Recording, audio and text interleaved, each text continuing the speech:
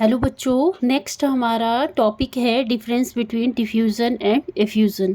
ठीक है, तो ये बहुत इंपॉर्टेंट टॉपिक है। डिफ्यूज़न और इफ्यूज़न क्या होता है। जैसे कि हम किचन में जाते हैं तो वहाँ पे हमें क्या आता है, फूड की स्मेल आती है। और जैसे हम स्टूडेंट क्लासरूम में जाता है कोई स्टूडेंट और उसने परफ्यूम लगाया होता है तो सारे क्लासरूम में परफ्यूम की स्मेल हो जाती है, खुशबू हो जाती है, फ्रेगनेंस हो जाती है। ठीक है, तो ये क्यों होती है? तो इसी को ही हम क्या बोलते हैं, डिफ्यूज़न बोलते हैं। जैसे मान लो एक रूम है, ठीक है, एक रूम है, वहाँ पे क्या जलाया हुआ है, अगरबत्ती जला दी। ठीक है, तो यहाँ पे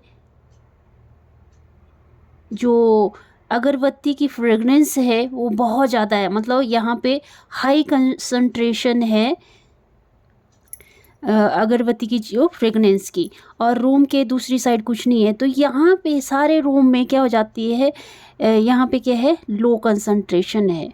तो यहाँ पे भी फ्रेगनेंस क्या हो जाती है, स्प्रेड हो जाती है थोड़े टाइम के बाद। तो इसी को क्या बोलते हैं, हम डिफ्यूज़न बोलते हैं। डिफ्यूज़न क्या है, और जैसे कि आपको पता है गैस मॉलिक्यूल्स एक दूसरे से बहुत दूर होते हैं और इनके बीच में एम्प्टी स्पेस होता है बहुत ज़्यादा।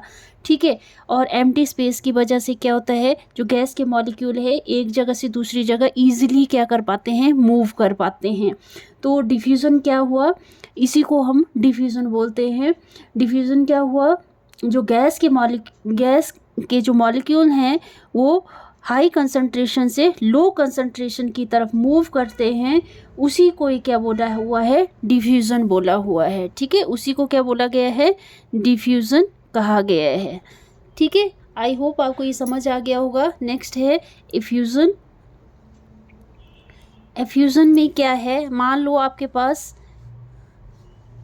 वन रूम है या वेसल्स है, वो बिल्कुल क्लोज है, दो वेसल्स है बिल्कुल क्लोज हैं, और यहाँ पे छोटा सा होल बना देते हैं इन वेसल्स में।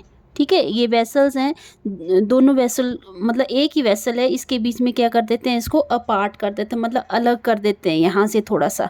ठीक है, और यहाँ पे एक दीवार डाल देते हैं बोलने का मतलब, और यहाँ पे एक छोटा सा होल रख देते हैं, फाइन होल रख देते हैं यहाँ पे। ठीक है, अब यहाँ पे अगर हम मान लो अगरबत्ती जलाते हैं तो यहाँ पे क्या है, गैस मॉलिक्यूल की कंसंट्रेशन हाई है, हाई कंसंट्रेशन है गैस मॉलिक्यूल्स की। तो यहाँ पे सिर्फ डिफरेंस इतना है कि ये जो गैस मॉलिक्यूल है ये इस होल से होके जाएंगे।